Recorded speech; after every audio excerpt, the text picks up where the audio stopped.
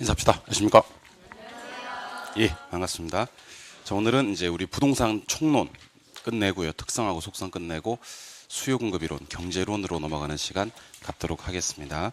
일단 교재 54쪽입니다. 54쪽.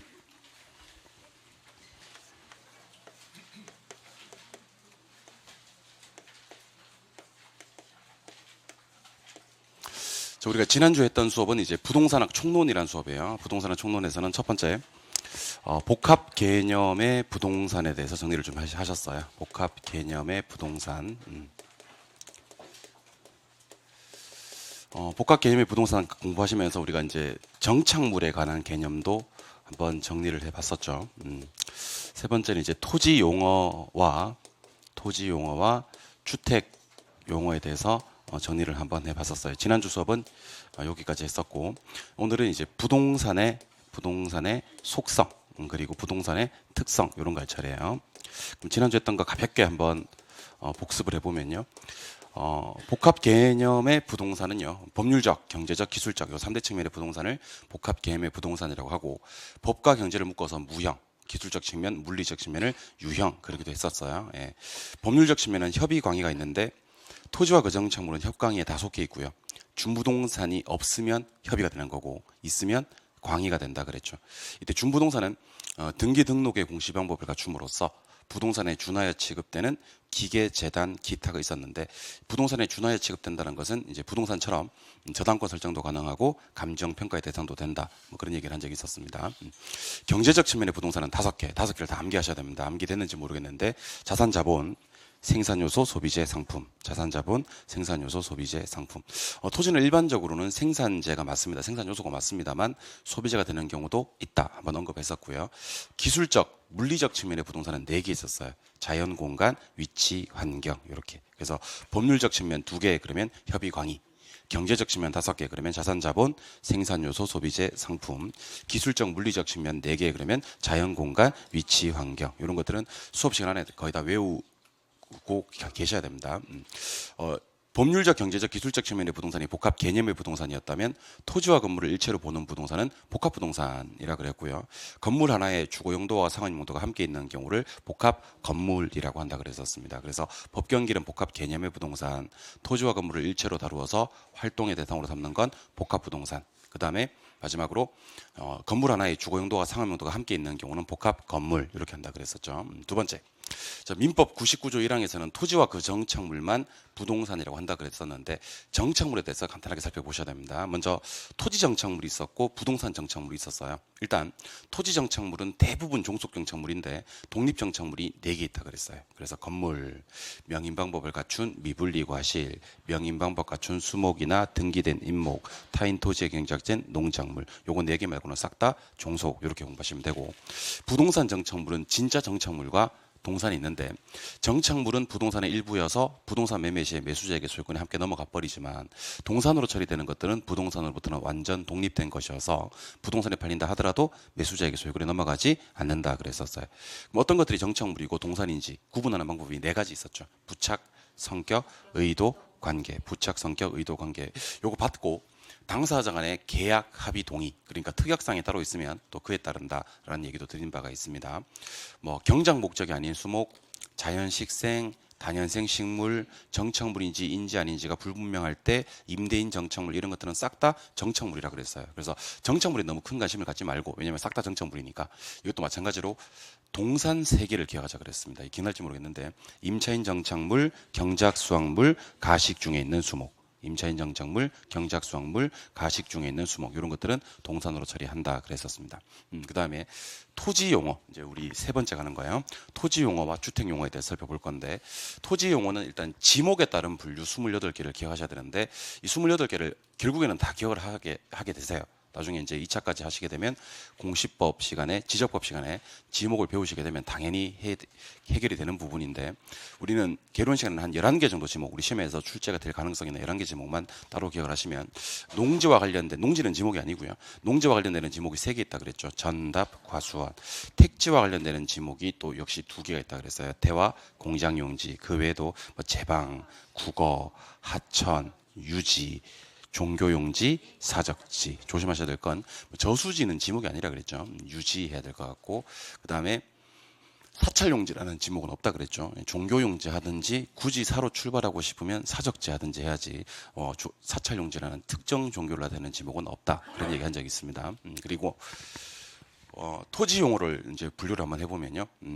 주상까지 부르는 지목은 방금 대라 그랬죠. 주상공에서 건축이 가능한 토지는 택지. 주상공을 받고요. 건축이 가능한 토지는 항상 받아요. 받고 건축이 불가능한 도로, 철도, 하천에서 쓰는 포괄적인 말이 부지라 그랬었습니다. 특히 부지는 가능한 토지를 받고 불가능한 토지를 포괄적으로 일컫는 말이다. 요거 기억하시고, 이때 택지 끝에 있는 택지용의 최원반권상에 있는 토지를 한계지. 한계지는 지가 차이가 농지가 엄청나게 크다. 그래서 단절지가 그랬었고요. 우리 저기 임농택시 기억나세요? 임농택시? 택지, 농지, 임지 상호간에 전환되고 있는 토지는 후보지였고요. 택지, 농지, 임지 내에서, 그러니까 주상공끼리, 전답 과수원끼리, 용재림 신탄행끼리 바뀌는 토지를 이행지 그랬고, 후보지와 이행지는 용도 전환된 토지를 얘기하는 것이 아니라 용도 전환되고 있는 과정, ing 중일 때만 후보지 이행지라고 얘기를 했었고, 되어버리면 된 거 부르면 된다 그랬던 것도 기억을 해주셔야 됩니다. 그 다음에 후보지 이행지를 감정평가할 때는요, 또는 동일수거권을 판정할 때는요, 일단 용도 전환이 되진 않았지만 된다고 보고 전환 후로 평가하는 게 원칙입니다. 하지만 성숙도가 너무 낮거나 완만할 때만 예외적으로 전후로 평가한다. 그리고 절대로 까먹어서는 안 되는 게, 후보지행지에서는 가장 중요한 게 택지농지임지가 아니고 상호간 내에서라 그랬어요. 택지농지임지 상호간에 전환되고 있으면 후보지, 내에서 전환되고 있으면 이행지, 내에서 이행지, 상호간 후보지, 이게 훨씬 더 중요합니다. 자, 지번 붙여서 등기 등록하는 땅은 필지. 법적 개념이죠. 가격 수준이 비슷한 일단의 토지는 획지. 이거는 경제적 개념이에요. 이때 도로의 좁은 접속면은 갖고 있고요. 자루 모양을 띄고요. 허가가 나는 땅은 대 밑에 오드자를 써서 대지한다 그랬었죠. 자루대자 기억나시죠? 예. 어떠한 접속면도 없고 허가 나는 땅은 맹지, 그렇게 얘기를 했었습니다. 나지는 출발할 때 이렇게 출발하는 게 좋아요. 나지는 공법상 제약은 있다라고 출발하는 게 좋아요. 왜냐면 그래놓고는 다 없거든. 건물도 없고 사법상 제약도 없고. 나지는 나대지보다 큰 개념이라 그랬어요. 나지이면서 지목이 될 때만 나대지지. 일단 건물이 없으면 전반적으로 나지라고 부른다. 건물이 있으면 건부지가 되고, 건부지는 통상 감가됩니다. 근데 정부가 개입해서 나지를 죽여버려요. 나지가 퀵 죽으면서 건부 증가, 건부 증가는 예외입니다. 건부 감가 원칙, 건부 증가 예외 기억하시는 거고요.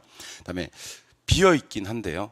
건폐율 같은 공적 제한 때문에 비어 있으면 공지, 도시 토지로서 지가 상승 기대하고 방치하면서 비어 있으면 공한지가 됩니다. 그다음에 놀리는 땅은 유휴지, 쉬고 있는 땅은 휴한지인데, 아직 익숙지 않으신 분들은 첫 번째 글자만, 놀고 있네 그러면 유, 쉬고 있네 그러면 휴, 이렇게 한다 그랬죠. 법이 있으면 법지고요. 법 없으면 빈지고, 이용 가치는 반대예요. 법이 있는 곳에는 이가 없고 법이 없는 곳에는 이가 있고, 뭐 그렇습니다.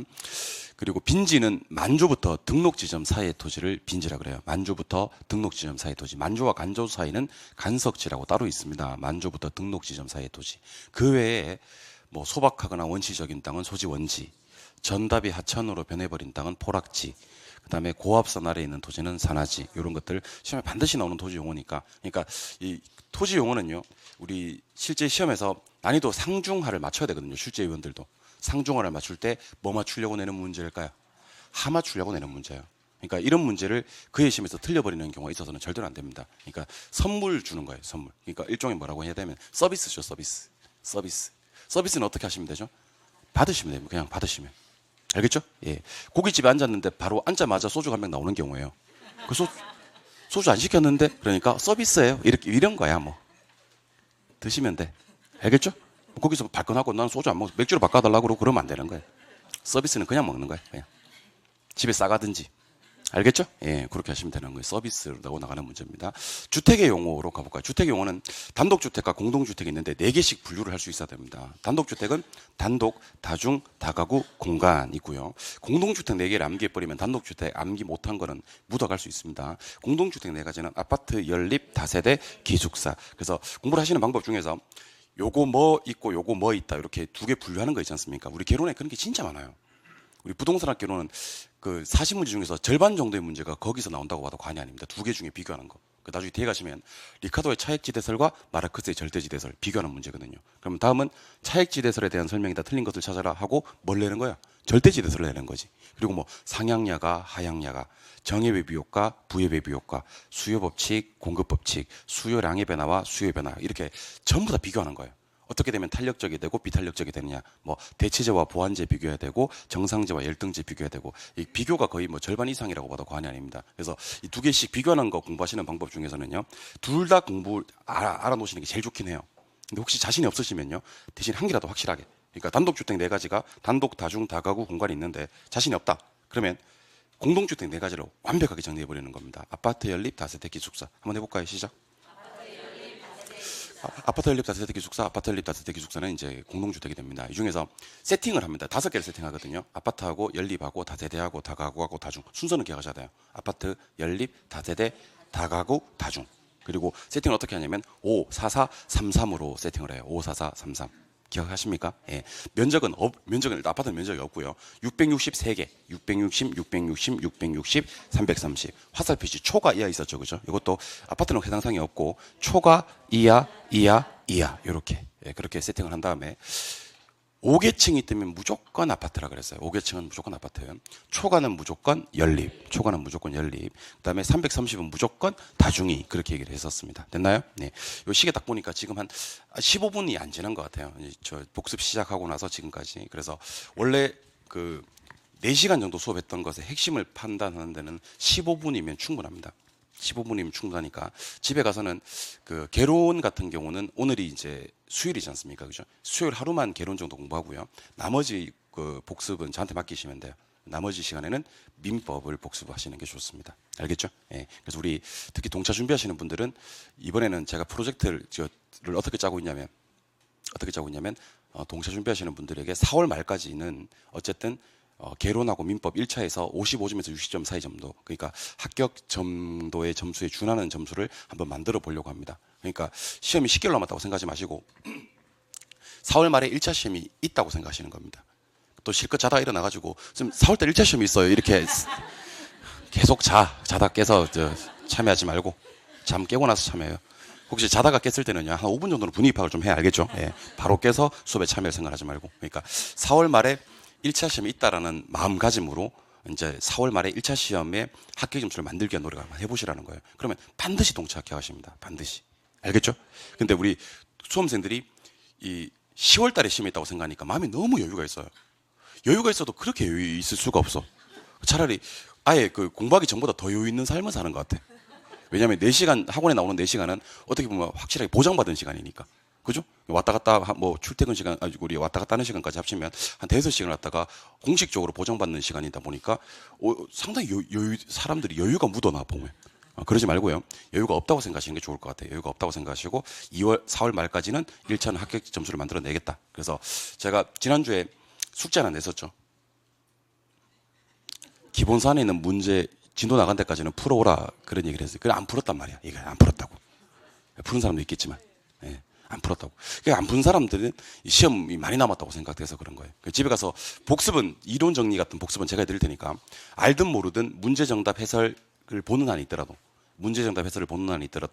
교재 중간중간 진도 나간 데까지는 문제를 한번 풀어보시기를 바랍니다. 그러니까 제일 먼저 해야 되는 행동은 제가 수업 첫째 나갔던 것에 대한 이론을 볼 게 아니고 문제를 먼저 푸시라는 거예요. 문제를 먼저 풀고 이론으로 넘어오는 공부도 상당히 좋은 공부라는 겁니다. 알겠죠? 알겠죠? 예, 그러니까 그 다음 주에는 그러면 제가 오늘 진도 나간 데까지는 문제 풀어오실 건가요? 혹시 문제가 안 풀리면 문제 정답 해설이라도 봐주실 건가요? 여러분들 같이 한번 만들어 가봅시다. 우리 4월 말에 그 개론 민법 1차 합격 점수 나오면 얼마나 마음 푸근하겠어요? 안 그렇겠어요? 그러니까 5월, 6월 넘어갈 때 막 다른 사람들은 시험 1년 남았다고 생각할 때 우리는 4개월 남았다고 바짝 하는 번 해보는 겁니다. 1차를 갔다가. 알겠죠? 실제로 그렇게 하는 것도 오히려 좋은 방법일 수도 있을 것 같아요. 내가 봤을 때는. 우리 시험이 10월 말에 1, 2차를 다 치는 것도 어떻게 보면 좀 안 좋은 걸 수도 있어. 바짝 해서. 예를 들면 5월 달에 1차 시험이 있고 10월 달에 2차 시험이 있는 거지. 바짝 해서 5월 달에 1차 해가지고 1차 합격하고 또 바짝 5개월에서 합격하고 그랬으면 좋겠다는 생각도 들기도 합니다. 근데 또 막상 그렇게 되면 또 좋지도 않아. 막상 그렇게 되면. 그에 따른 또 불만이 또 생길 수도 있습니다. 아무튼 우리끼리는 4월 말에 1차 시험이 있는 거예요. 그럼 4월 말까지는 1차 합격 점수 한번 만들어 봅시다. 4월 말에 1차 합격 점수 만들어지면 집에 약간 사인 줘도 돼요. 이번 시험 될 것 같다라는 사인 줘도 돼요. 아직까지는 어떤 얘기도 하지 마시기 바랍니다. 알겠죠? 집에 가서 왜 학원 가면 주변에서도 가족들은 관심이 있거든. 어떻게 좀 알아듣겠더나? 이해는 되더나? 뭐 시험은 좀 준비는 잘 되어가고 있네. 들어보니까 이제 합격 예감은 드느냐 이렇게 얘기를 한단 말이야. 묵비권 행사하시기 바랍니다. 이제 뭐 몇 주 듣고 내가 뭐 알겠느냐? 많이 어렵다고는 하더라. 그렇게만 얘기해놔. 알겠죠? 4월달에 점수 보고 집에다가 어떤 얘기를 해야 될지 결정을 한번 해보시기 바랍니다. 자, 그러면 이제 제가 왜 이렇게 전주 했던 걸 수업 정리해 드리는 거냐면 제가 수업을 갖다가 이제 지난주에 4시간 했거든. 오늘도 물론 4시간 할 거예요. 수업 4시간 했던 걸 갖다가 4시간 동안 복습하는 분들이 계세요. 좋은 방법이 아니라는 거예요. 그리고 4시간 동안 수업했던 것들을 심지어 어떤 분들은 6시간, 7시간 복습하시는 분들이 계세요. 역시 좋은 방법이 아니라는 겁니다. 그러니까 복습은 제가 아까 말씀드렸듯이 무한 반복할 마음의 준비를 하셔야 됩니다. 무한 반복할 마음의 준비. 그러니까 복습을 갖다가 대충 하셔도 돼요. 대신 문제는 풀어야 돼요. 대충 하셔도 되는데 왜 대충 하셔도 되냐면 다 또 볼 거니까 그걸 갖다가 항상 또 보겠다는 마음의 준비를 하셔야 됩니다. 근데 우리 수험생들이 공부하는 방법은요. 집에 가서 이 잡듯이 공부를 해요. 이 잡듯이. 여러분 이 잡아봤나요? 찬빗으로 이렇게 이 안 잡아봤어요? 이를 안 잡아봤어요? 이 잡듯이 공부를 해요. 이 잡듯이. 이 잡듯이 공부를 그러니까 다시는 안 볼 사람처럼 책 다시는 안 보겠다는 자세로 이 잡듯이 공부를 하고 까먹어요. 그러면 마음의 상처가 크게 남아요, 여러분들. 그래서 어떻게 되는지 아세요? 다시는 또 안 봐요.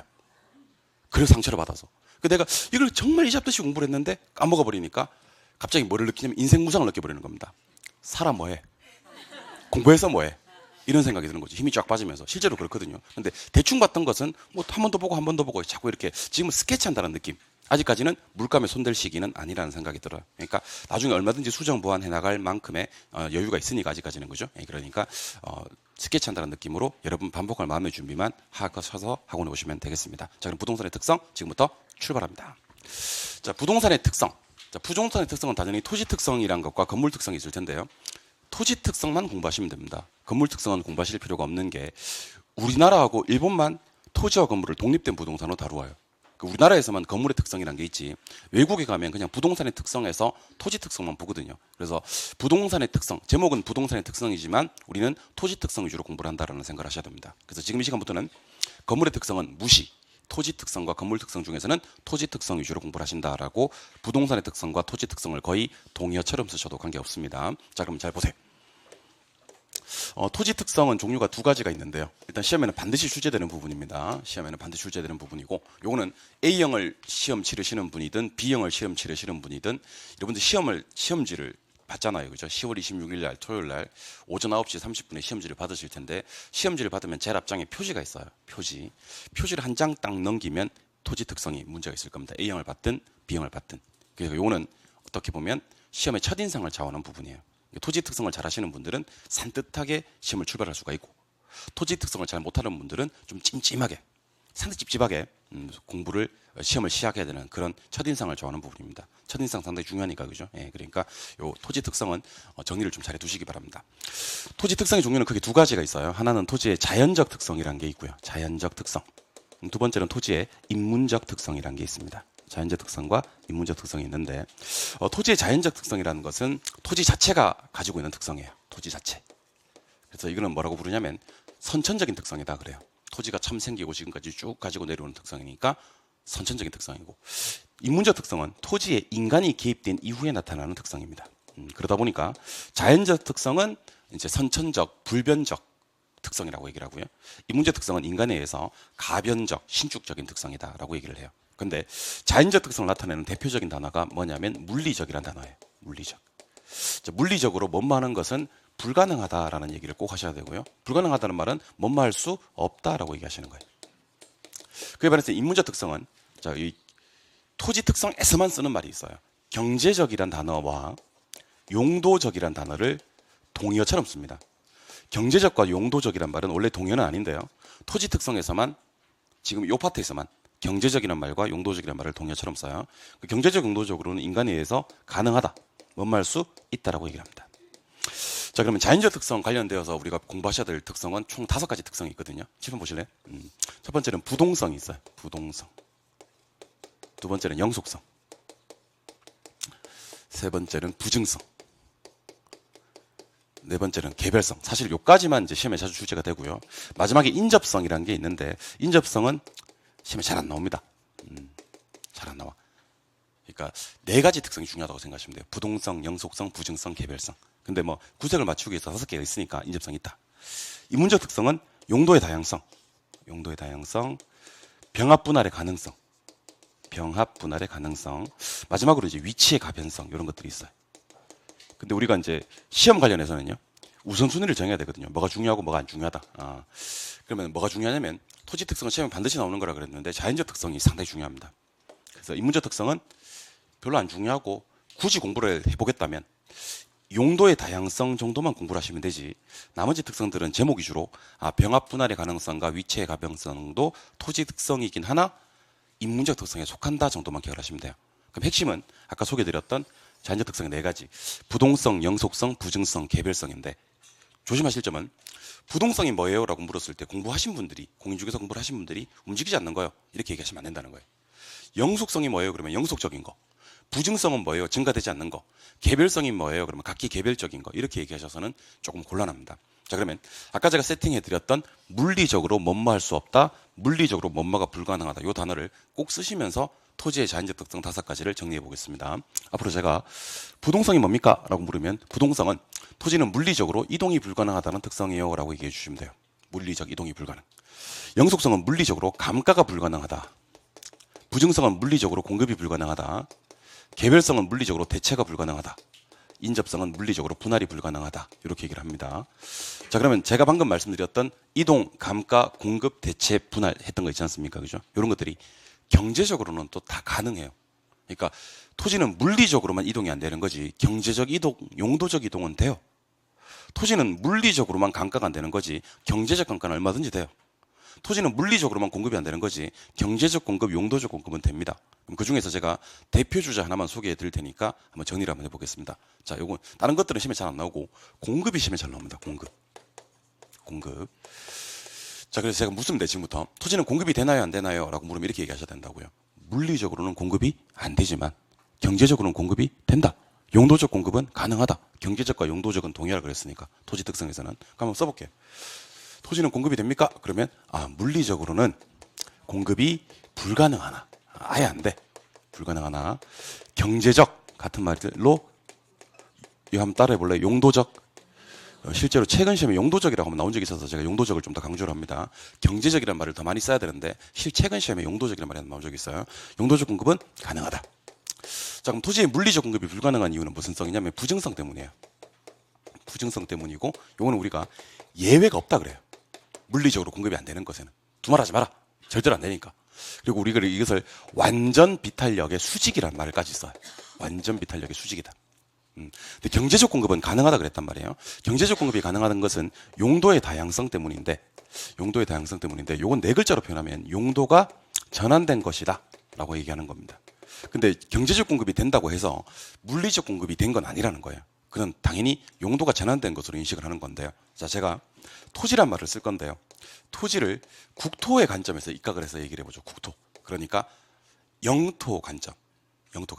제가 이렇게 보는 것이 아니라 부동산 학자들이 이렇게 봅니다. 분명히 토지라고 했지만 영토의 관점에서. 자, 그러면 바다도 우리 일정 부분까지는 몇 해링인지는 모르겠지만 그까지는 우리 영토 안에 들어와야 안 들어와요? 들어오죠, 그죠? 예, 그러면 자 보세요. 우리나라 토지 구성이 뭐 예를 드는 겁니다. 농지가 있고 택지가 있고 임지가 있고 심지어 바다도 우리 국토에 들어온다 이렇게 보는 겁니다. 그런데 이제 여기서 또 실컷 자다가 일어나서 선생님 바다는 토지가 아니지 않나요? 라고 얘기하시면 안 된다는 겁니다. 자다 일어났을 때는 최소한 5분에서 10분 정도는 분위 입학을 하라 그랬죠. 무슨 관점에서 보면? 국토의 관점에서 보면 바다도 우리 국토에 들어온다. 이렇게 이해를 하셔야지 이해가 쉬워요. 자, 그러면 농지가 10개 있고 택지 10개, 임지 10개, 바다 10개 있다면 우리 국토는 여전히 총 몇 개냐면 40개예요. 40개. 맞나요? 그럼 40개가 41개 되거나 40개가 50개 되는 경우는 있다 없다? 없다는 거예요. 그래서 물리적으로는 40개가 41개 되는 경우도 없으니까 물리적 공급은 뭐다? 불가능. 그걸 무슨 성이라 한다? 부증성이라 한다. 그런데 이때 토지가 부족하다는 얘기를 우리가 많이 하는데 무엇의 부족의 대상이 되냐면 사실은 택지가 부족한 거죠. 다른 농지나 뭐 임지나 바다가 부족하다고 얘기하지는 않습니다. 자, 그러면 택지 부족 문제를 해결할 수는 있느냐? 예, 해결할 수 있습니다. 먼저 농지 5개를 뚝 떼어다가 택지로 바꾸면 택지가 15개 되고요. 임지 5개를 뚝 떼어다가 택지로 바꾸면 택지가 20개가 됩니다. 우리는 이것을 앞에서 후보지라고 배웠습니다. 후보지. 택지, 농지, 임지 상호간의 용도 전환이 되는 땅을 후보지라고 했었습니다. 기억하고 계십니까? 예. 심지어 바다를 택지로 바꿀 수도 있습니다. 바다를. 이를 갖다 이제 우리는 간척사업이라고 하는데, 간척사업은 부동산학적 관점에서 용어는 사실 아닙니다. 그러면 부동산학에서는 간척사업을 뭐라 부르냐면 공유수면의 매립이라 그래요. 공유수면의 매립. 그래서 간척지를 우리 부동산학에서는 조성지, 매립지 이렇게 얘기를 합니다. 그래서 앞으로 제 입에서 조성지, 매립지라는 말이 나오면 간척사업에서 만든 공유수면의 매립에서 만든 땅이구나라고 생각하시면 돼요. 자, 그럼 이것도 가능하겠네, 그죠? 그럼 택지량이 몇 개가 되었냐면 25개가 되어버립니다. 자, 그러면 택지량이 원래 몇 개였는데 10개였는데 25개가 됐잖아요. 이걸 경제적 공급이라 그래요. 같은 말로 무슨 공급? 용도적 공급. 그럼 경제적 공급, 용도적 공급이 되는 거야, 안 되는 거야? 되는 건데, 이거는 토지 용도가 다양하기 때문입니다. 용도가 뭐기 때문에? 다양하기 때문에. 토지는 용도가 다양하기 때문에요. 용도를 뭐에서 쓸 수 있냐면 전환해서 쓸 수 있는 거예요. 결국 경제적 공급이란 말은 공장에서 토지를 막 찍어냈다는 얘기가 아니고 원래 있었던 토지의 용도를 뭐 했다? 전환한 것에 불과하다는 겁니다. 어쨌든 토지 부족 문제를 해결을 했으니까 공급이 됐다고 얘기를 할 뿐이에요. 하지만 여전히 우리 국토는 몇 개냐면 40개라는 거죠. 우리는 이것을 물리적 공급이라 그래요. 무슨 공급? 그럼 되는 거야, 안 되는 거야? 안 되는 거야. 하지만 예외는 있겠죠. 없다 그랬잖아. 방금 내가 예외가 없다 그랬잖아. 방금 그랬는데. 하지만 무한반복을 마음의 준비만 돼 있으면 괜찮아요. 하지만 여러분들, 그럼 제가 방금 물리적 공급이 안 된다 그랬잖아요. 하지만 전혀 예외가 없을까? 예, 전혀 예외가 없습니다. 하지만 그 손톱의 때만큼 정도는 공급을 할 수도 있을지 모르잖아요. 물리적으로도. 그것도 없는 거예요. 그럼 1도 안 되는 거야, 1도? 1도 안 되는 것이. 이걸 갖다 우리는 물리적 공급이라고 하는 겁니다. 그럼 물리적 공급 되는 거야, 안 되는 거야? 안 되는 거고. 이 무슨 성? 부증성. 부증성은 예외가 있다, 없다? 없다고 얘기하는 겁니다. 근데 이렇게 얘기를 해도요, 나중에 제가 꼬시면 넘어와요. 여러분들 물리적 공급이 돼요, 안 돼요? 안 됩니다. 이렇게 얘기를 한다고. 근데 내가 또 꼬신다고. 이렇게 뭐라고 꼬시냐면, 그래도 예외는 있겠지. 그러면, 세상에 예외는 있지. 넘어온다고. 그래서 이제 이걸 안 까먹는 방법은요, 숫자를 기억하시는 게 좋아요. 앞으로 제가 물리적 공급은 뭔가요? 그러면 40, 40 하시면 돼요. 경제적 공급이 뭐예요? 그러면 10, 25 하시면 돼요. 그 숫자를 기억하시면 절대로 안 틀리겠죠. 물리적 공급이 40이 40이 되는 거라 그랬죠. 40이 40이 된다는 얘기는 된다는 얘기, 안 된다는 얘기예요. 안 된다는 얘기지. 예외는 있어, 없어요? 없어요. 됐어요? 근데 경제적 공급은 돼야 안 돼요? 경제적 공급이 되는데, 경제적 공급이라고 해서 토지를 막 찍어낸 게 아니고, 굳이 경제적 공급을 얘기하자면 고정된 국토 몇 개 안에서 40개 안에서 지네들끼리 뭐 한 거다? 용도 전하는 거다. 그래서 우리 왜 그런 말을 많이 합니다. 윗돌을 빼서 아랫돌을 메꾼다라는 말을 한 적이, 그런 얘기를 들어본 적이 있죠. 여러분들, 윗돌을 빼서 아랫돌을 메꾸면요, 돌의 배치는 변했어요, 안 변했어요? 변했지. 돌의 배치는 변했지. 위에 있던 게 아래로 왔으니까. 하지만 돌을 다 세어보면요, 전체 돌의 개수에는 변화가, 그런 개념으로 인지를 하시면 좋을 것 같아요. 무슨 말인지 이해하셨어요? 예. 그래서 이거 나중에 뒤에 가면 배우는데, 우리 오늘 그래도 기본 이론 수업이니까, 인문 이론이 아니니까 이런 것도 한번 해보도록 할게요. 나중에 저한테 공급 법칙이라는 걸 배우세요. 세로축은 가격이고 가로축은 양인데, 이 공급량이에요, 공급량. 자, 가격이 100원, 200원, 300원 그래요. 양이 10개, 20개, 30개 그래요. 자, 일반적인 재화는요, 어떤 재화, 어떤 성질이 있냐면요, 공급자들은, 판매자들은요, 돈이 될 때 공급을 하려고 하지, 돈이 안 되면 공급을 잘 안 하려고 그래요. 그럼 가격이 싸면 많이 팔고 싶다, 적게 팔고 싶다? 적게 팔고, 가격이 비싸지면 많이 팔고 싶은 거예요. 그럼 한번 해볼까? 가격이 100원 할 때는 몇 개만 팔고? 10개만 팔고. 200원 할 때 조금 더 팔아야 돼. 20개. 300원 할 때 30개. 그래서 이걸 갖다 우리는, 자, 따라 해보실래요? 우상향. 나중에 배우실 텐데, 오늘 배우실 거예요. 우상향이라 그래요. 그래서 우리는 이것을 뭐라 부르냐면 서플라이 커버라고 해서 공급 곡선이라고 얘기를 합니다. 무슨 곡선? 그래서 나중에 이제 배우시겠지만, 가격과 공급량 사이는 비례 관계가 성립을 하고, 비례는 한 글자로 정을 부호로 표시하면 플러스, 얘를 그래프상에 옮기면 우상향, 뭐 이런 얘기를 하거든요. 그래서 공급 곡선은 원래는 우상향한 모양이어야 돼요. 근데 시험에서 혹시 그냥 공급 곡선이 아니고, 이거는 일반 재화의 공급 곡선이고, 토지의 물리적 공급 곡선이라고 얘기를 해버립니다. 토지의 물리적 공급 곡선. 자, 방금 제가 우리 물리적 공급에 대해서 얘기한 적 있나요? 그럼 물리적 공급은 어떻게 되는지 아세요? 자, 잘 보세요. 세로축은 가격, 가로축은 양, 물론 공급량입니다. 가격이 100원하고 200원하고 300원하고 나발이고, 양은 10개, 20개, 30개, 40개 중에 몇 개? 40개. 그럼 대답하세요. 가격 100원 할 때 양 몇 개? 가격 200원 할 때는? 300원 할 때는? 이걸 이제 연결하게 되면 이런 모양이 나와요. 그래서 이걸 갖다 우리는 공급곡선은 공급곡선인데 수직인 공급곡선이라고 얘기를 하고요. 이걸 갖다 우리는 완전 비탄력적이라고 얘기를 해요. 완전 비탄력적. 그래서 이거는 무슨 곡선이기는 무슨 곡선인데, 공급곡선이기는 공급곡선인데 무슨 공급곡선이라 부른다? 물리적 공급곡선이라고 부르는 거예요. 그래서 앞으로 제 입에서 그냥 공급곡선 그러면 우상향이 맞습니다. 그냥 공급곡선에서 수직이란 말이 나오면 안 돼요. 그냥 공급곡선은 우상향이 맞는데 물리적 공급곡선은 가격이 아무리 춤을 춰도 사직계에서 고정돼 있다 꽉 찍으면서 양불변이 되는 거예요. 양이 사직계에서 불변이다. 그래서 나중에는 완전 비탄력적일 때는 공급곡선이 수직이 되고 이때는 양불변이다 이런 얘기도 배우시게 될 건데, 지금 우선에 우리가 이제 기억하셔야 될 것은 물리적 공급곡선은 사직계에서 고정돼 있는 모양, 수직인 모양, 완전 비탄력이 된다. 그래서 나중에 제 입에서 그냥 공급곡선 나왔을 때와 물리적 공급곡선 나왔을 때 답이 달라져야 되는 겁니다. 알겠죠? 자격시험은 그런 거예요. 자격시험은 그런 거예요. 우리가 문제를 읽고 답을 찾을 때 물리적 공급곡선은 우상향이다 이렇게 나오면 OX, 이게 X가 되는 거예요. 근데 여러분들 수업 시간에 공급곡선이 우상향이란 말을 들은 적이 있을까 없을까? 있겠지. 일반적인 공급곡선은 우상향이거든. 근데 시험장에 가기 전에 이런 것들을 잘 정리하고 들어가셔야 되는 겁니다. 그러니까 여러분들 공부해 놓은 것들이 머릿속에 부표처럼 떠돌면 안 돼. 여기서 이거 들은 것 같고 저기서 저거 들은 것 같고 여기서 이거 들은 것 같고, 나중에 시험장에 가서 그게 전문 용어로 아다리라고 하는데 이상하게 아다리가 돼서 마치 이게 맞는 것처럼 왜곡된 기억으로 자리 잡는 경우가 상당히 많습니다. 그래서 여러분 시험 치고 나오신 분들 중에서요, 쉽게 시험 쳤다. 저는 약간 불안해요. 선생님 결혼 쉽던데? 그래요. 결혼 쉽던데? 약간 불안해요. 약간 불안해. 선생님 결혼 너무 어려웠는데? 오히려 이런 사람들이 채점해 보면 점수는 고득점인 경우가 많아요. 고민을 많이 했다는 거거든. 고민을 많이 했다는 거거든. 시험 치고 나올 때 채점하기 전에 너무 밝게 나오시는 분들도 저는 별로 그렇죠. 약간 표정이 애매한 표정들이 합격을 해요. 너무 침울한 표정들은 또 합격을 못 해요. 그 사람이 너무 시험장 나올 때 너무 밝거나 너무 어두워도 안 돼요. 약간 애매한 표정. 잘 쳤어요? 그럼 잘 친 것도 아니고. 망했어요? 그럼 망한 것도 아닌 것 같긴 한데. 채점 해봐야 알겠어요. 이런 사람들 나중에 채점해 보면 75점, 80점씩 나와요. 그러니까 너무 이제 초반에 파놓은 함정대에 다 걸리시면 안 된다는 거죠. 그럼 이번에는 정리를 한번 해보겠습니다. 토지의 자연적 특성이 중요하다고 했으니까 먼저 첫 번째, 부동성 때문에 벌어지는 일에 대해서 한번 소개를 해드릴게요.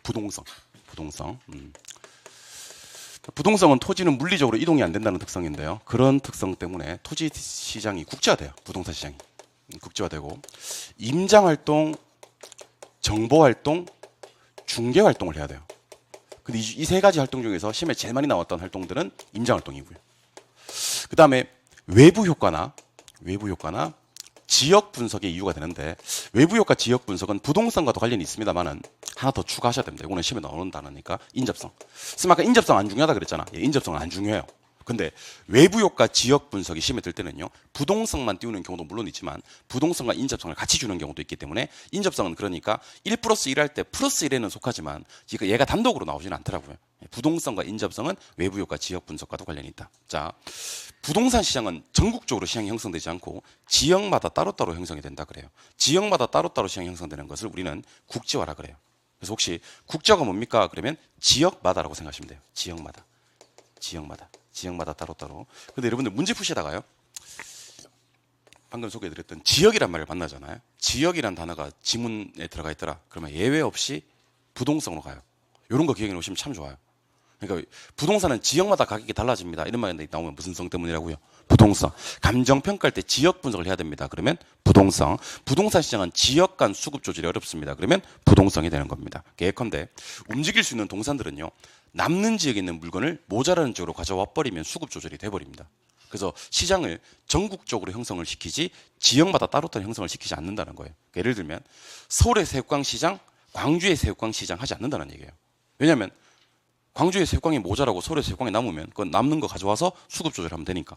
근데 혹시 토지가 서울에서는 좀 남고요, 광주에서는 모자라면 어떤 일이 발생하느냐? 부동산 시장에서는 어떤 일이 발생하는 게 아니고요, 서울에서는 남는 채로 광주에서는 모자라는 채로 시장 형성된다는 겁니다. 부동산 시장은 이렇게 남는 지역에 있는 물건을 모자라는 쪽으로 가져올 수가 없기 때문에 지역마다 따로따로 시장 형성되는데 그걸 뭐라 부른다? 국지화. 국지화되는 이유는 무슨 성? 부동성. 못 가져와서 그래요. 두 번째, 부동산 움직여요, 안 움직여요? 안 움직이지. 그럼 사람이 움직인다는 거죠. 이거라도 우리는 임장한다 그래. 임장한다. 실제로 임장한다는 말은 부동산 중개 실무에서 쓰는 말이에요. 그래서 우리 보통 자격증 따셔서 이제 개업을 하시게 되면 혼자 하는 경우 보다도 실장 하나 두고 같이 하는 경우가 많아요. 실장한테 잠깐 임장 갔다 올게 이렇게 얘기하고 실제로 그러면 실장이 뭐라고 생각해요? 부동산 보러 갔다 오는구나라고 생각을 합니다. 알겠죠? 배운 사람들은 어디 갔다 올게? 임장 갔다 올게 이렇게 하고, 안 배운 사람들은 좀 나갔다 올게. 그럼 어디 가는데 묻고 막 이렇게 말이 많아지는 거예요. 배운 사람들은 말 많이 하지 않고 어디 갔다 올게? 임장. 부동산이 안 움직이니까 사람이 임장하는 겁니다.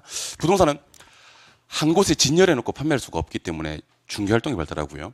그 다음에 움직일 수 없기 때문에 그 지역에 가서 임장을 해서 정보를 캐내와야 돼요. 정보활동이 발달하는데 여기서는 임장이라는 단어를 좀 기억을 하시기 바랍니다. 그래서 국지화되고 임장하는 거 다 부동산 때문이고요. 두 번째, 세 번째.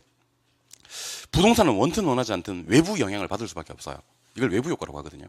그래서 외부 효과가 발생하는 이유는 움직이지 않기 때문에 외부 효과가 발생하는 거고, 인접지가 나에게 영향을 주기 때문입니다. 그래서 외부 효과가 생기는 이유는 무슨 성과도 관련이 있고 부동성과도 관련이 있지만 인접성과도 관련이 있습니다. 그래서 감정 평가할 때 가장 중요한 게 뭔지 아세요? 감정 평가할 때 가장 중요한 게 이 부동산이 어떤 지역에 속해 있느냐가 제일 중요합니다. 어느 지역에 속해 있느냐. 이걸 또 우리는 지역 분석이라 그래요. 여러분들, 부동산이 새 건지 오래된 건지가 중요할까요? 강남에 있는지 강북에 있는지가 중요할까요? 그게 훨씬 더 중요하지 않을까요? 어떤 지역에 있느냐가. 그러니까 감정평가할 때는요, 먼저 지역 분석을 해야 되는 겁니다. 그래서 나중에 우리 감정평가하는 순서가 먼저 지역 분석을 하고 나중에 부동산 본다 그래서 개별 분석을 한다 그래요. 그러니까 지역 분석을 해야 되는 이유는 부동산은 원튼 원하지 않든 외부 영향을 받을 수밖에 없으니까. 근데 지금은 외부 효과와 지역 분석을 이렇게 설명을 드립니다만, 나중에 저 뒤에 가시면 우리가 부동산 정책론이라는 걸 공부하세요. 그때 가면 외부 효과만 20분 정도 수업을 해요. 지역 분석만 또한 20분 정도 수업을 합니다. 지금 저한테 외부 효과 뭔지 지역 분석이 뭔지 묻지 않아도 나중에 가면 자동으로 해결됩니다. 그러니까 지금은 추상적으로 이렇게 합시다. 부동산은 원튼 원하지 않든 외부 영향을 받는다. 그게 무슨 효과? 외부 효과. 그래서 감정평가할 때는 그 외부를 한번 분석해 봐야 된다. 그게 무슨 분석? 지역 분석. 외부 효과와 지역 분석은 단어는 다르지만 같은 의미예요. 외부의 영향을 받는다, 외부 효과. 그 외부를 분석한다, 지역 분석. 이거는 부동산과 인접성 때문입니다. 그래서 혹시 문제 푸시다가 국제란 말이 뜨거나 임장활동이 뜨거나 임장활동, 외부 효과나 지역 분석이 뜨면 예외 없이 부동성으로 넣으시면 됩니다. 알겠죠? 특히 이번 시험은 부동성 중요합니다. 부동성 중요합니다. 참고로 작년 시험에 부정성 나왔어요. 작년 시험은 뭐? 부정성. 그리고 재작년과 그재작년 시험에 영속성 떴어요. 영속성. 타이밍상 올해는 부동산입니다. 타이밍상. 여러분들 출제위원들이 대학 교수님들이거든요. 대학 교수님들 공부를 엄청 많이 하신 분들입니다. 박사예요, 박사. 박사계가 있는 분들이 출제를 하러 들어가십니다. 석사도 안 돼. 박사만 돼. 그 박사들이 여러분들 뭐가 엄청 세시냐면, 여기 박사 계시겠지만 자존심이 엄청 세요. 자존심이. 그분 원래 학문적 이렇게 업적을 쌓으신 분들이 자존심이 엄청 세요. 그분들이 출제원으로 발탁이 돼서 시험장에 이제 출제원으로 딱 들어가고 나면요, 제일 먼저 보는 게 작년 기출이 어떤 건지 재작년 기출이 어떤 건지를 본단 말이야. 똑같이 내면요 엄청 자존심 상해요. 알겠죠? 우리는 그 심리를 한번 이용해 보자는 겁니다. 뭐 말인지 알겠죠? 근데 여러분들은 바쁘잖아요, 그죠? 바쁘잖아. 물론 여유도 있지만 또 공부하라 그러면 또 바빠, 또 뭐 그렇게 바쁘다 또. 그러니까 그 역할을 제가 한번 해보겠다는 얘기입니다. 부동산 열심히 보세요 그러면 봐야 됩니다. 두 번째, 영속성. 영속성. 자, 영속성은 토지는 물리적으로 감가되지 않는다는 특성을 말하는 거예요. 그러니까 사용을 해도 달아 없어지는 재화가 아니다. 아니, 일반 동산들은요, 예를 들면 가전제품 같은 경우는 사용을 하면 이제 소모가 되고 감가가 되고 그래서 중고가 되고 하는데, 토지는 아무리 써도 새 토지, 중고 토지가 없듯이 달아 없어지는 재화가 아니다. 이걸 영속성이라 그래요. 물리적으로 감가되지 않는다는 특성, 수명이 무한하다는 것이. 따라서 토지에는요, 재생산 이론이 적용되지 않는다 그래요. 재생산 이론이 적용되지 않는다. 재생산 이론이 적용되지 않는다. 두 번째는요, 토지 같은 경우는 소유와 이용을 분리해서 임대차 시장이나 재고 시장이 발달한다 그래요. 임대차나 재고 시장이 발달한다. 재고 시장. 세 번째는요, 토지는 가치 보존력이 뛰어나다는 겁니다. 가치 보존력이 뛰어나기 때문에 뭐로 선호가 되냐면 투자재로 선호가 된다는 얘기예요. 투자재. 그다음에 장기 장래 예측. 뭐 어렵지 않습니다, 여러분들. 나중에 다 외우셔야 되는 건데요. 재생산 이론이 적용되지 않는다, 이렇게 얘기를 할 때 제일 중요한 단어는 재입니다. 재는 뭐냐면 다시란 뜻이에요. 다시. 생산을 할 때 다시 만든다. 이걸 재생산이라고 합니다. 그럼 지금부터 제가 재생산 이론이 적용되지 않는다라고 얘기를 했는데, 재생산 이론이 뭔지부터 소개를 해드려야지 적용되지 않는다는 것까지 알게 되니까. 자, 농심에서 새우깡을 생산했어요. 농심에서. 사람들이 조금 맛있겠네 그러고 사 먹었어요. 그러면 이제 소모되고 새우깡은 없어졌어요. 그럼 새우깡은 또 다시 재생산에 들어갑니다. 그 재생산된 새우깡은 또 다시 사람들에서 소모되고요. 이건 또 다시 재생산됩니다. 또 소모되고요. 이게 반복되는 과정을 재생산 이론이라고 합니다. 그럼 재생산 이론은 사실은 무엇과 무엇의 반복 과정이냐면 요것과 요것의 반복 과정입니다. 뭐 돼야 뭐 된다. 소모돼야 재생산된다. 그러니까 소모되고 없어져야지 다시 만드는 실익이 생기는 거예요. 그러니까 있는데 다시 만들 이유는 없는 거거든요. 소모되면 재생산되는 겁니다. 근데 토지는 영속성 때문에 아무리 써도 닳아 없어지는 재화가 아니란 얘기예요. 소모가 안 돼. 그럼 재생산할 필요가 없어. 그럼 결론 냅시다. 토지는 재생산할 필요가 없는데 재생산을 왜 할 필요가 없습니까? 그러면 소모가 안 되기 때문이다. 소모는 왜 안 되는데? 그러면 영속성. 하시면 됩니다. 제가 이 단어에 관심을 좀 여러분들이 갖는 이유가 뭐냐면요. 단어에 생산이라는 단어가 들어가 있단 말이에요. 그러다 보면 얼핏 생각하시면요. 재생산 이론이 적용되지 않는다고 들으시면 마치 생산 안 된다고 생각하실 수가 있어요. 그러면서 무슨 성 많이 하냐면 재생산 이론이 적용되지 않는다 해서 부증성 많이 하세요. 부증성. 못 배운 사람들이, 안 배운 사람들이 그런 얘기를 하는 겁니다. 재생산 이론에서 가장 중요한 글자는 뭐? 쟤는 우리말로 다시 만들려면 뭐 해야 되는데? 소모돼야 되는데, 소모돼야 다시 만들 텐데, 토지는 뭐가 안 되니? 소모가 안 되니 다시 만들 필요가 없다. 이유는 무슨 성? 영속성. 재생산 이론 됐나요? 네. 두 번째, 토지처럼 수명이 긴 재화들은요, 내가 소유하고 있지만 그 긴 기간 동안 내가 이용할 필요는 없어. 소유는 내가 하고 있지만 다른 사람에게 이용하게 할 수 있다. 빌려줄 수 있다는 겁니다. 소유와 이용이 분리된다 그래요. 근데 그냥 빌려주겠어요? 돈 받고 빌려주겠어요? 돈 받고. 그걸 세 글자로 뭐라 그래요? 임대료. 그걸 갖다 이제 임대차 시장이라고 얘기하는 거예요. 임대차 시장. 그러니까 수명이 짧은 놈들은 사실은 임대차 시장이 발달할 수가 없어요. 내가 쓰고 남이 쓰고 다시 내가 쓰려고 보면 없거든. 두 번째, 부동산은 써도 없어지지 않으니까 물건이 남아있어. 남아있는 물건을 뭐라 그러냐면 우리 부동산 시장에서는 재고라는 말을 씁니다. 그러니까 중고란 말을 잘 안 써요. 재고란 말을 써요. 재고 시장이 발달하는 것도 무슨 성? 영속성. 토지는 여러분들 가치 보존력이 뛰어나겠죠. 그래서 뭐로 선호된다? 투자재. 그래서 돈 생기면 뭐 사야 돼? 땅 사야 돼. 왜냐면 토지는 가치를 그대로 보존하니까. 그러니까 예를 들면 20년 전에 한 여러분들 2억 정도 되는 돈이 있었어요. 20년 전에 2억이 있어서 2억으로 벤츠 BMW를 풀옵션으로 뽑아버린 거야. 통풍 시트 넣고 해가지고. 그러면 20년이 지난 지금 시점에서 그 벤츠는 어떻게 돼요? 똥차지, 폐차. 여러분 자동차는 그래서 투자재라고 하지 않아요. 자동차는요 소비재예요. 근데 토지는 20년 전에 땅을 그렇게 2억 주고 사놨으면 가치 그대로 보존하는 거 맞고요. 플러스 알파 지가 상승분이 이익을 얻는다는 겁니다. 그래서 가치를 그대로 보존하고 싶으시면, 그 다음에 자산 가치 증가분까지 얻고 싶으시면 토지에 투자하시라는 건 얘기입니다. 알겠죠? 돈 생기면 여러분들 옷 사야 돼요? 땅 사야 돼요? 땅 사요. 옷 사지 마시기 바랍니다. 근데 옷을 잘 안 사요, 나는. 맨날 입고 오던 옷도 입고 오잖아요. 땅 사야 됩니다, 땅. 그 다음에 장기, 장래, 예측. 요 단어들은요, 수명이 짧은 재화일 때는 쓸 수가 없는 단어들입니다. 미래지향적인 단어들이에요. 여러분들, 하루살이한테 장래희망이 뭔지 물으면 돼요, 안 돼요? 하루살이한테, 너 장래희망이 뭐냐? 그래요. 하루살이가, 저는 유명한 유튜버가 될까요? 뭐 이렇게 얘기하고 막, 그래요? 안 그렇잖아요. 수명이 짧은 놈한테는 장래, 장기, 예측 이런 단어를 쓸 수가 없는 단어예요. 그러니까 지문이 아무리 길어도요. 장기, 장래, 예측을 만나면 지문을 다가 중단하셔도 괜찮아요. 예외 없이 영속성으로 가요. 예외 없이 영속성. 정리 한번 해볼까요? 자, 소모가 되면 뭐 할 건데? 재생산할 건데. 토지는 뭐가 안 되니? 소모 안 되니? 재생산할 필요가 없죠? 무슨 성? 영속성. 두 번째, 부동산은 수명이 길기 때문에 내가 쓰고 남이 쓰고 내가 쓰고 남이 쓰고 할 수 있겠죠? 무슨 시장? 임대차. 써도 없어지지 않고 물건이 남아있는데 그걸 뭐라 그래요? 그 다음에 부동산은 가치 보존 잘 됩니까? 그래서 뭐로 선호된다? 투자재. 그리고 미래지향적인 단어 3개 뭐라 그랬어요? 장기, 장래, 예측. 일단 잠깐 여기까지. 여러분 시험 문제가 어떻게 나오는지 제가 가볍게 한번 소개해 드릴게요. 물론 오늘부터는 숙제를 하기로 했기 때문에 중간중간 문제를 풀면서 오면 이런 문제가 전혀 없을 건데요. 부동산 시장은 국지화되어 전국적 광역화돼요. 국지화되죠. 그럼 시험에서는 국지화된다는 말을 틀리게 내지 않는다는 거예요. 국지화되지 않는다. 전국적으로 시장 형성된다. 이렇게 나와 좀 참 쉬운데 국지화는 근데 어떻게 나오냐면 부동산 시장은 영속성으로 인해 국지화된다. 이렇게 나오는 거예요. OX. X가 되는 거지. 국지화되는 건 맞는데 국지화되는 이유는 무슨 성 때문이지? 부동성 때문이지 영속성 때문이 아니란 말이야. 뭔지 이해하셨어요? 그럼 이렇게 나올 수도 있겠지. 부동산 시장은 재생산 이론이 적용되지 않죠. 맞거든. 적용되지 않아요. 맞다고.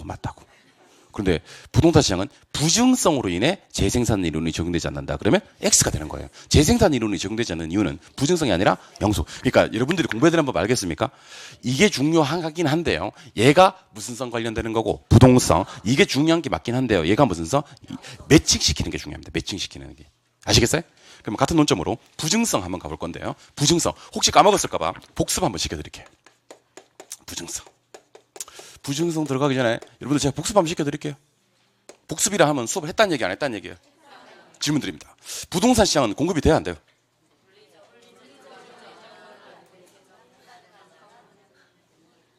계속 해봐요.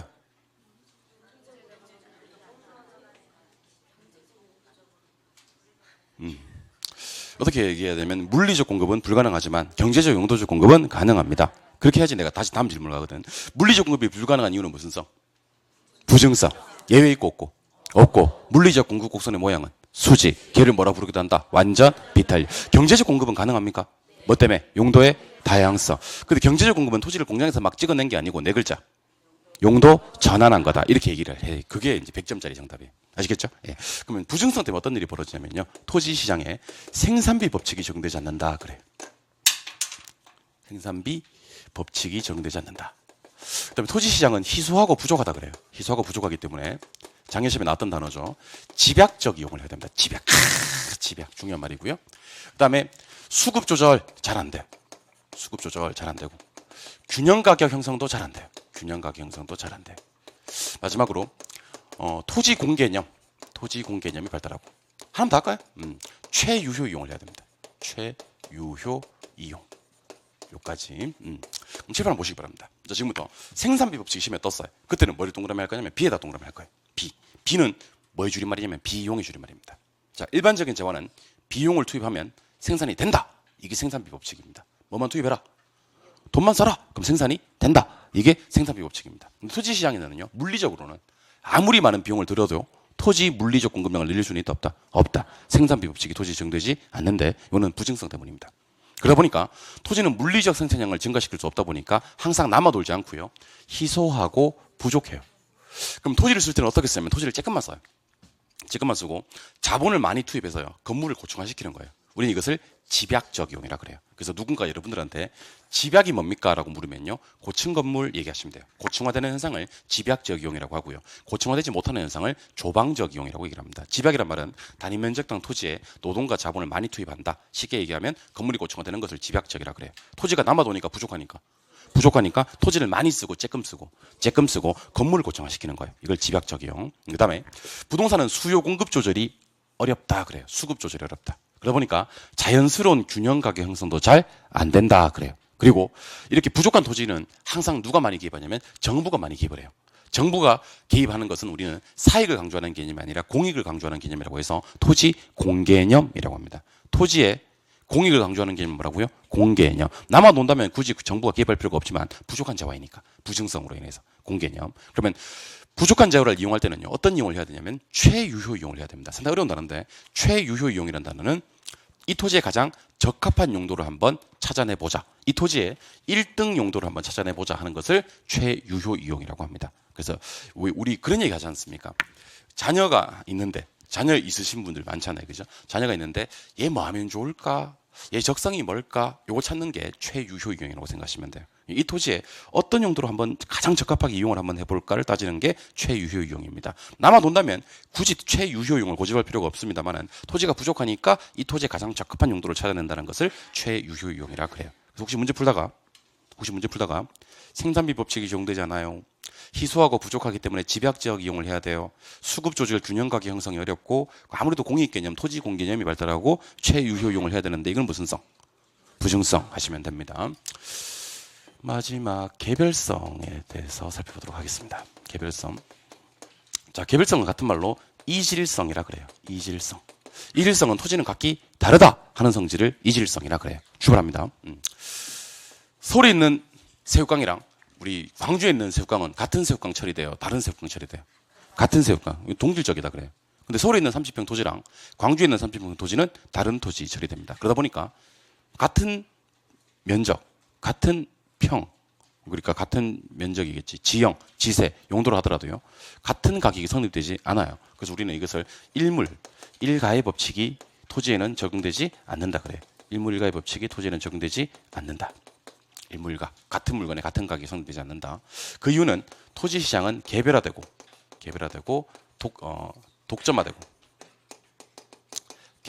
독점화되기 때문이다. 그래서 감정 평가할 때요.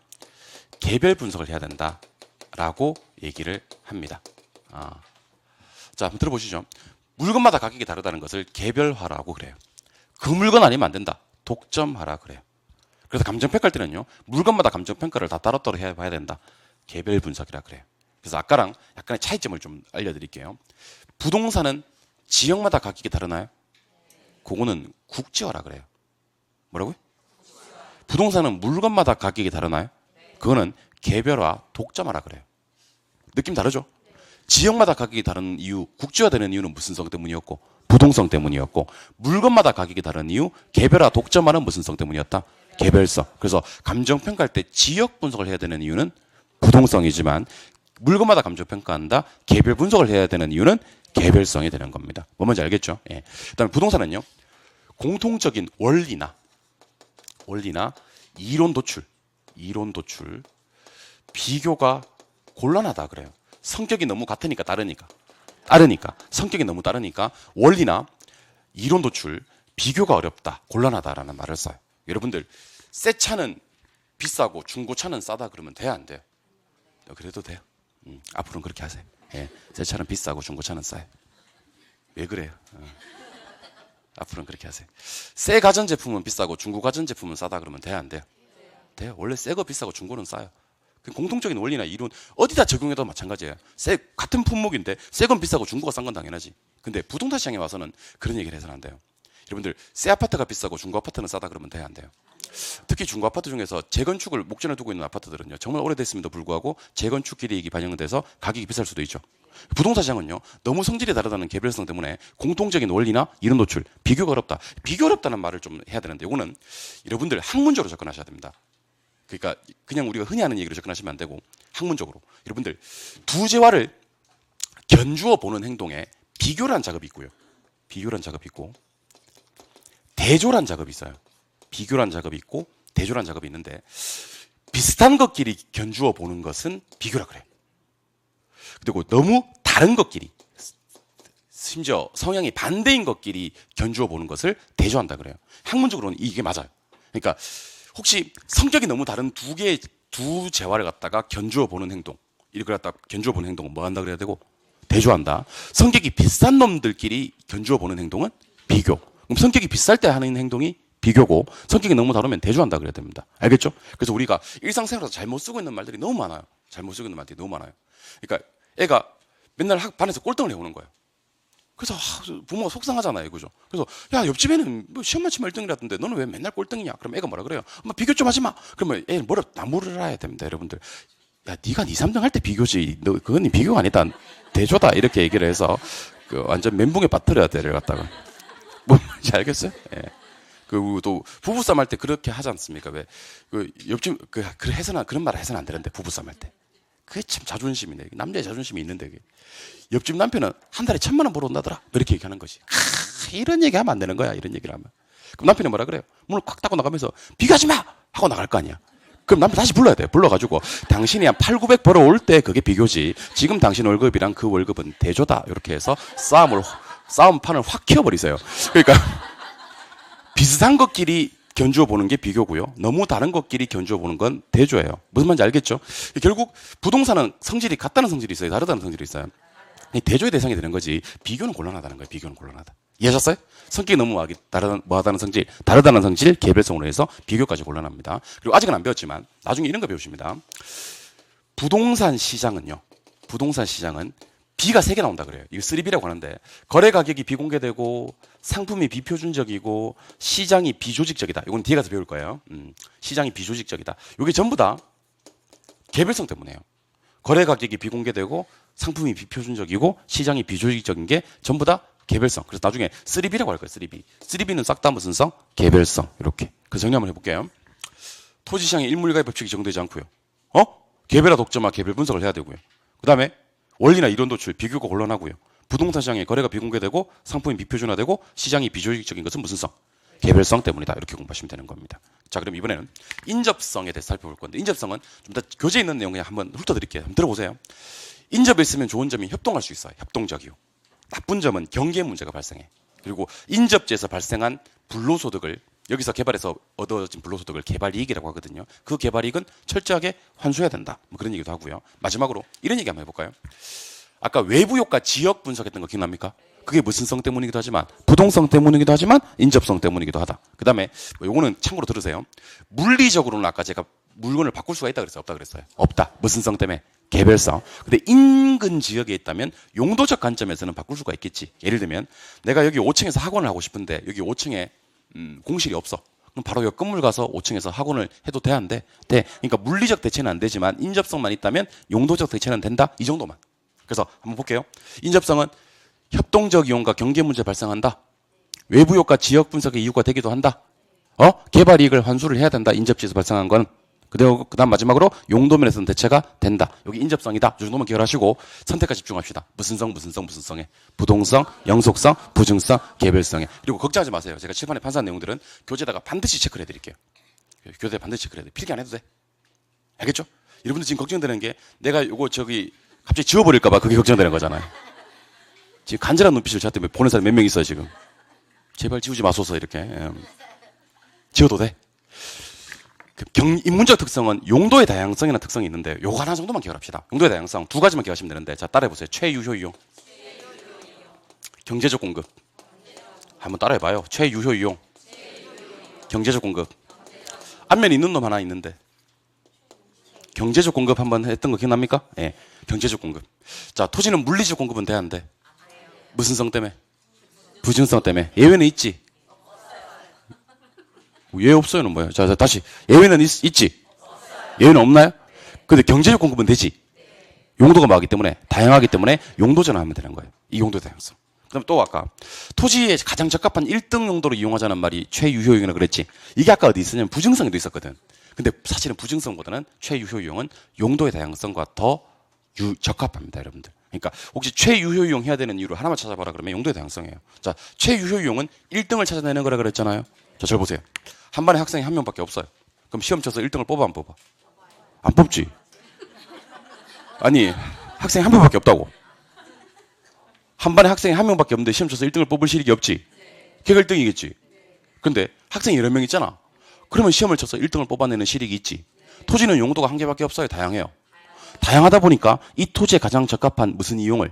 최유효용을 뽑아냅니다. 그러니까 이렇게 생각하시면 돼. 1등 용도를 뽑아낸다는 단어인 최유효용이 나오려면 전제 조건이 용도가 뭐할 것? 용도가 다양할 때는 어떤 이용할 것? 최유효용 하려면 용도가 다양해야 되고 용도가 다양하니까 최유용을 해야 되고 최유효용이라는 말이 나오는 전제 조건이 용도의 다양성이 되는 겁니다. 자, 그럼 다시 일로 오세요. 우리 지금 보고 계신 게 무슨 특성이죠? 토지 특성이죠. 토지 특성은 토지의 무슨 특성과 자연적 특성과 인문적 특성 나뉘어지는데 뭐가 중요하겠어요, 제가? 자연적 특성은 물리적으로 뭐뭐가 불가능하다라고 얘기를 해야 될 건데요. 물리적 이동이 불가능한 부동성, 물리적 강가가 불가능한 영속성, 물리적 대체가 불가능한, 물리적 공급이 불가능한 부증성, 물리적 대체가 불가능한 개별성, 물리적 분할이 불가능한 인접성이 있는데, 자, 잘 들어요. 국제화되고 임장활동 해야 되고 외부 효과 지역 분석은 재생산 이론 적용 불가, 그 다음에 소유와 이용의 분리, 임대차 재고 시장, 가치 보존력 투자재, 장기 장래 예측은 영속성, 그다음에 생산비 법칙 적용 불가, 희소 부족 집약적 이용, 그다음에 수급 조절 균형 가계 형성 곤란, 그다음에 토지 공개념 최유효 이용은 부증성, 일몰일가의 법칙 적용 불가, 개별화 독점화 개별 분석, 원리 이론 도출 비교 곤란, 그다음에 부동산 시장의 3B 같으면 무슨 성? 개별성. 그다음에 협동 경계 문제, 개발 이익의 사회적 환수, 외부 효과 지역 분석, 용도 면에서는 또 대체할 수도 있는 경우도 있어. 이건 무슨 성? 인접성. 경제적 공급도 가능하고 최유효 이용해야 되는 건 무슨 성? 용도의 다양성. 요 정도만 딱 하시면요, 한 문제가 여러분들의 품으로 갑니다, 여러분들. 그러니까 보통 우리가 2달 수업을 몇 주 잡냐면 8주 잡아요. 2달 수업을 8주 잡거든요. 하루에 학원에 나오셔서 3개씩만 맞추면 돼요. 하루에 학원에 나와요. 하루 투자해가지고 3개씩 맞추면 38에 24 학기 점수 나옵니다, 여러분들. 학시점수. 그러니까 40문제가 나오긴 하는데 하루에 3문제를 명확하게 내 것으로 만들면 됩니다. 그중에서 지금 보고 계시는 토지 특성은 시험에 반드시 나오는 파트입니다. 아시겠죠? 교재를 보면서 한 번 더 저희 진행해 보도록 할게요. 교재 55쪽. 자, 교재 55쪽에 가시니까 1번에 토지 특성이라고 되어 있습니까? 거기 별표 2개 때려주세요. 토지 특성. 토지 특성은 상당히 중요하다. 그 중에서 제가 자연적 특성이 중요하다 했어요. 인문적 특성이 중요하다 했어요. 자연적 특성에다가 체크 표시 한번 더 할까요? 토지 자체가 가지고 있고 물리적으로 뭐뭐가 불가능한데 두 칸 내려와서 한번 대답해 볼래요? 두 칸 내려와서. 물리적 이동이 불가능한 건 무슨 성? 부동성. 물리적 감가가 불가능한 건 영속성. 물리적 공급이 불가능한 건 부증성. 물리적 대체가 불가능한 건 개별성. 물리적 분할이 불가능한 건 인접성. 그 밑에 가로 1번으로 내려오니까 토지의 무슨 특성? 자연적 특성. 동그라미 1번에 무슨 성? 부동성. 부동성 떴습니까? 예. 일단 기억은 체크해야 됩니다. 기억. 자, 기억 체크하시고 제일 중요한 글자가 세 글자 있는데 뭐죠? 국지화. 국자 보이십니까? 예. 한자 넘기셔서 니은하고 디귿도 체크하셔야 됩니다. 니은하고 디귿. 니은 디귿 체크하셨으면 대답해 주세요. 니은의 무슨 성과 함께? 첫 번째 줄에는 뭐가 보이고 외부 효과. 두 번째 줄에는 찾았습니까? 디귿도 체크해야 됩니다. 디귿. 디귿 첫 번째 줄 끝에 가니까 무슨 활동? 그 정도만 보시면 돼요. 예. 밑으로 쭉 내려오시니까 동그라미 이번에 영속성이라고 나옵니까? 근데 영속성은 같은 말로 비소멸성이란 말도 있고 불개성도 있고 불변성도 있는데 그 옆에 가니까 무슨 성이 있어요? 내구성이라고 시험에 나온 적이 있거든요. 내구성 동그라미 한번 하세요. 내구성. 지금 어디 하고 있냐면 56쪽 제일 밑에 동그라미 2번에 영속성을 보고 있습니다. 56쪽.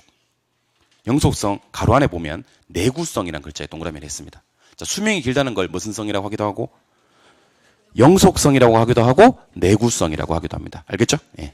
여기 동그라미 하시면 됩니다. 여기 내구성. 오른쪽 페이지로 가셔서 니은의 체크 한번 해볼까요? 니은. 뭐가 적용되지 않는다? 디귿도 체크 한번 해볼까요? 뭐와 뭐를 분리하여? 분리해서 그 줄 끝에 임대차 시장, 그 옆에 재고 시장. 기억하고 계십니까? 예. 리을도 체크 한번 해요. 리을. 같이 그리고 뭐? 투자재. 미음까지만 체크할게요. 미음. 미음 보니까 장래란 말이 뜹니까? 아, 죄송합니다. 비읍도 체크해야 되겠네. 비읍 체크하시니까 뭐 떠요? 장기. 그 줄 끝에 뭐? 예측. 그런 단어 뜹니다. 장기, 장래, 예측. 되셨나요? 예. 그래서 영속성은 다 체크했네, 거의. 뭐, 니은, 디귿, 리을, 미음, 비읍. 이렇게. 되셨어요? 예. 동그라미 3번에 보니까 부증성 떠요, 부증성. 부증성은 바로 밑에 보니까 표가 하나 보이시죠? 그 표에다가 별 하나 때리시고 출발하겠습니다. 토지 공급은 무슨 공급과 무슨 공급이 있다? 물리적 공급과 이 표를 갖다가 제가 아까 판설했어 안 했어요? 똑같이 돼 있죠, 그죠? 물리적 공급은 뭐하고 불가능하고 예외는 없고 무슨 성, 부증성, 모양은 수지, 탄력성은 완전 비탄력적. 경제적 공급, 용도적 공급 같은 말인데요. 얘는 가능합니까? 무슨 성? 용도의 다양성, 우상향하고 보다 탄력적입니다. 네 글자로 뭐? 용도 전환. 예시에는 아까 말씀드렸던 후보지 이행지, 수면 매립, 택지 조성, 산지 개간 등이 있습니다. 됐나요? 네. 그 밑에 기억 체크하시고 생산비 법칙 적용되지 않고요. 니은 체크하시고 물리적 공급 곡선을 수직으로 만들고요. 디귿 체크하시고 희소하고 부족하고 집약화해야 됩니다. 되셨나요? 예. 나머지는 뭐 됐어요. 한 장 넘기십니다. 넘기시면 동그라미 4번에 개별성이란 특성이 있습니까? 개별성. 예. 기억 체크하셔야죠. 기억. 일무일가의 법칙이 적용되지 않아요. 니은 체크해야죠. 니은. 개별화, 구체화, 독점화, 개별 분석을 해야 됩니다. 디귿 체크해야죠. 디귿. 표준지 선정 곤란하고 비교 곤란하고 원리 도출이 곤란하다. 기억, 니은, 디귿 체크했나요? 예. 인접성하고 나옵니까? 자, 인접성은요. 그냥 기억부터 리을까지 한 번에 딱 묶으시고 시간 날 때 한번 읽어보세요. 시간 날 때. 시간 날 때. 지금 시간 없잖아. 시간 날 때. 오른쪽 페이지로 가시니까 길잡이 문제가 나옵니까? 길잡이 문제, 오늘 제가 풀어드리고 싶은 문제 3번 문제 풀어드립니다. 자, 길잡이 문제 3번은 풀어드릴 거고 그럼 1번, 2번은 여러분들이 나중에 어떻게 해야 돼? 집에 가서 안 풀리면 문제 정답 해설이라도 봐야 돼요. 예, 3번 한번 풀어보겠습니다. 부동산의 특성으로 인해 발생되는 특징에 관한 설명 중 가로 안에 들어갈 내용으로 옳은 것을 찾아라. 그런 말이 있죠. 그럼 가로가 몇 개 있어? 4개. 몇 개 찾아야 돼? 다 찾을 필요는 없을 것 같아요. 제가 봤을 때. 몇 개 찾다 보면 답은 나올 것 같아. 한번 해볼게. 첫 번째 줄에 제일 중요한 말이 뭐죠? 그러면 일단 첫 번째 답이 될 수 있는 건 무슨 성? 그럼 몇 번과 몇 번은 답이 아니요. 2호는 답이 아니지. 근데 그 옆에 보니까 소유와 사용이 분리됨에 따라서 임대차 시장이라는 말이 나옵니까? 그럼 그 옆에 무슨 성? 게임 끝났나요? 답은 몇 번? 끝입니다. 여기서 이제 그러니까 요거 국지화 보고 부동산하고 임대차 시장 보고 영속성하고 넘어가야 되는데 실제 심장에서 디귿과 리엇을 다 보는 분들이 계십니다. 그런 분들이 문제를 다 못 풀어요. 심장에 가셔서. 알겠죠? 중간에 답 나오면 건너뛰셔야 되는데 저는 연습이니까 디귿과 리얼도 풀어드릴게요. 여러분들은 그러시면 안 돼. 시험장 가서는. 절대로 연습할 때도 여러분들은 그러시면 안 돼. 습관화 될까 봐 무섭긴 합니다만 디귿 들어갑니다. 디귿에 가시니까 무슨 이유? 자, 우리가 최유효 이용을 두 개에서 배웠어요. 하나는 무슨 성이고 용도의 다양성이고 하나는 부증성인데 어디가 더 중요하다 그랬어요 제가? 용도의 다양성이 훨씬 중요해요. 용도의 다양성이. 최유효 이용만은 부증성이 용도의 다양성에 양보하세요. 알겠죠? 이건 용도의 다양성입니다. 예. 그 다음에 마지막 줄에 보시니까 뭐 비교 어렵다는 말이 있죠. 그 다음에 대체를 제약한다는 말이 있죠. 대체 안 되고 비교 어려운 건 무슨 성? 개별성. 어쨌든 답은 1번입니다만은 여러분들 주요 내용 단어 위주로 좀 기억을 하시면 좋을 것 같아요. 아시겠죠? 예. 한 장 넘기시면 가로 2번에 토지의 인문적 특성이라는 말 찾으셨나요? 거기 오른쪽 페이지로 가시니까 동그라미 1번에 용도의 뭐? 동그라미 1번만 체크. 동그라미 1번만 체크. 용도의 다양성만 체크하시고 체크하셨어요? 예. 그 밑에 기역, 니은, 디귿 3개 정도만 묶어주세요. 기역, 니은, 디귿. 그리고 기역에만 체크 표시를 한 번만 더 할게요. 무슨 이용이요? 방금 아까 최유효 이용은 무슨 성과 무슨 성에서 다 나오는데 부증성과 용도의 다양성에서 다 나오는데 용도의 다양성이 더 중요하다 그랬어요. 하지만 밑줄은 그어놓을게요. 기억 보니까 최유효 이용이란 말이 있지. 그 단어 바로 앞에 보니까 뒤에 말고 부증성 있습니까? 예, 밑줄만 하나 딱 그어놓으세요. 그러니까 최유효 이용은 용도의 다양성과 부증성 둘에서 나오는데 부증성은 그냥 가볍게만 기억을 하시고 나와도 괜찮다. 부증성에서 나와도 괜찮은데 더 중요한 건 단독으로 나오려면 무슨 성? 용도의 다양성. 한 장 넘기셔서 동그라미 4번에 기타 특성이라는 단어가 나옵니까? 예, 기타 특성에서는 우리 리을의 고가성이라는 특성이 보일 거예요. 리을의 고가성 찾았습니까? 그것만 체크해 한번 해볼래요? 그리고 진하게 처리되어 있는 단어 정도만 한번 읽어보겠습니다. 부동산은 가격이 싸요? 비싸요? 그러면 시장에 참여할 수 있는 사람이 다수다? 소수다? 시장에 진입하거나 출입하는 게 쉽다? 어렵다? 구매 자금을 축적하는데 그 걸리는 기간이 짧다? 길다?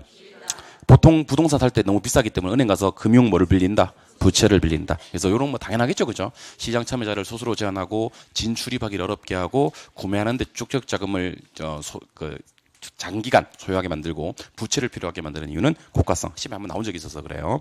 이번에 보니까 건물의 특성 있습니까? 예, 그거는 못 본 척 하세요. 오른쪽 페이지로 가시니까 제2절 부동산의 속성 있습니까? 예, 요것도 조금 쉬셨다가 들어가도록 하겠습니다. 요거는 한 10분 정도, 15분 정도만 강의하고 바로 부동산 그 유명한 경제론으로 넘어가는 시간 갖도록 하겠습니다. 쉬겠습니다.